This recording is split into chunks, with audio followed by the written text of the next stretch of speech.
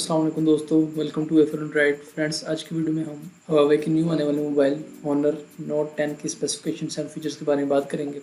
चलिए शुरू करते हैं। इसमें OS Android 8.1 ओरियो है।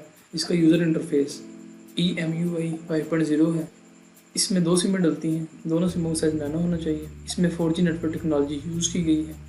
प्रोसेसर की बात करें तो इसका CPU octa core 4 × 2.4 GHz cortex A73 and 4 × 1.8 GHz cortex A53 है। इसके चिपसेट हाई सिलिकॉन किरण 970 और GPU माली G72 MP12 है।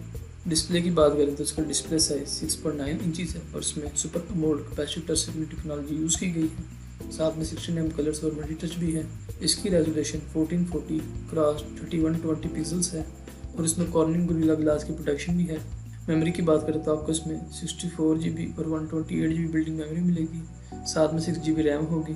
दोस्तों ये mobile micro SD card supported है, जो कि अप टू 256 GB तक कार्ड सपोर्ट करेगा। कार्ड यूज़ करने के लिए आपको सिम 2 की स्लॉट यूज़ करनी पड़ेगी।